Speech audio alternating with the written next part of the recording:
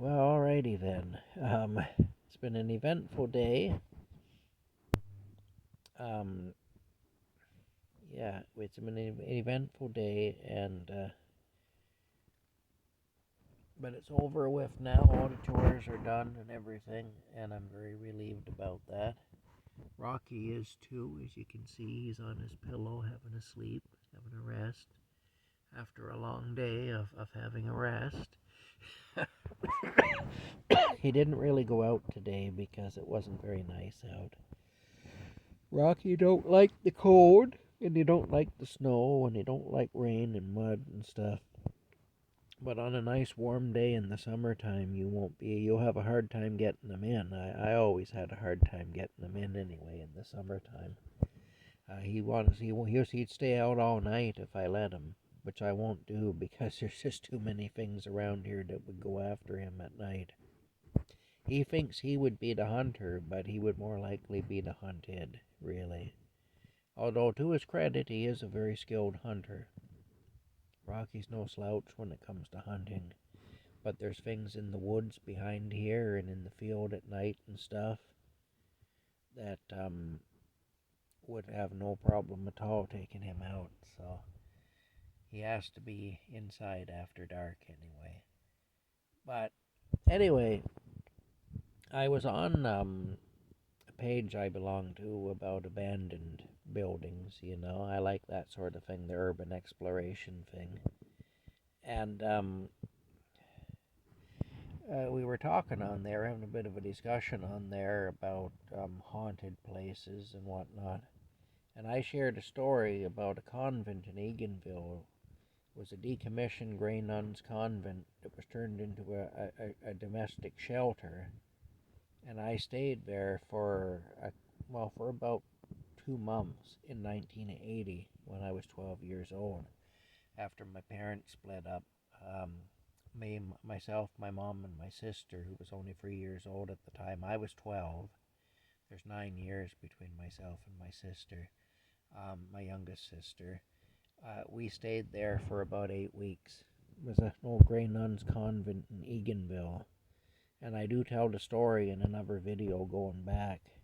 There was some pretty freaky stuff going on there anyway, spiritually.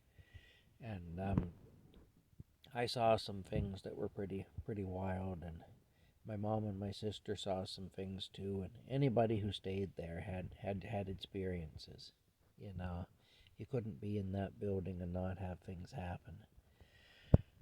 Anyway, when we were talking there was these people. They brought up uh, a thing about a graveyard at Calabogie, Ontario, with native people in it, and had been buried there, and that they had been disturbed, and that there was an increase in sightings up in that area of a spiritual nature, experiences of a spiritual nature, because of the disturbance of this graveyard. Anyway, it brought to mind a story that has my other phone squawking there. It brought to mind a story, and I'll tell you about this anyway. Um, there's a farmer who I was friends with. He was an older fella, and I went to school with his children. And anyway, when he got older, he was having some difficulties health wise. He was fighting cancer, and it just seemed like it was one thing after another, really. He had an awful ordeal of it for years. He's passed away now.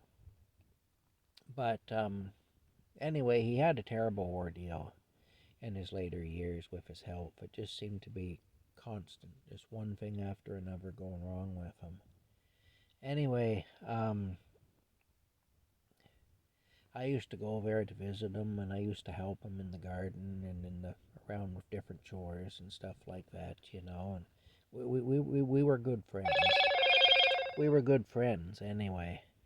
And I was helping him in his garden one time, and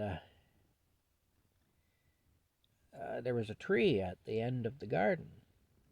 Just way at the far end of the garden, there was this tree. Just, the garden ended, and there was a few feet of grass, and there was a tree. big tall tree. Anyway, the dog was fixated on the tree. My friend had this dog on the farm, and the dog was fixated on the tree. And the dog was standing at the base of the tree looking up and barking up the tree and stuff. And the dog did this. Whenever he was around that tree, he'd do this. When we went back to the garden to work and the dog was with us, the dog would always do this. And I said to my friend one day, I said, I don't know what's going on there. Is there a nest of something up there or what? Because I said the dog seems like he's just fascinated by something up in that tree. But I couldn't see anything. So I asked, is there a nest up there or what? Something, squirrels or something? Why does the dog do that all the time? And he told me, he said, oh no, it's nothing like that. He said, what's happened, what it is, he said, there's the spirit of a dead Indian in the tree. And I kind of looked at him, I says, oh, there is? And he said, yeah. He said, long time ago, an old Indian man died just close to this tree. And after he died, his spirit went into the tree, and his spirit inhabits the tree. And he said that's the reason that the dog is the way he is all the time around that tree. Well, I can tell you, I do believe in things like that. I've had enough experiences over the years that I can't help but to believe in it. I've seen enough and I've experienced enough that I know there's something to it. And I know people think you're crazy if you say that, but still there is something to it. I know for a fact there is. And there's just nobody would ever be able to tell me there isn't after some of the things I've experienced. Anyway, and I never knew of that man to be dishonest. He was a very honest and straightforward person. And anyway, I kind of pressed him for details. I wanted to know more.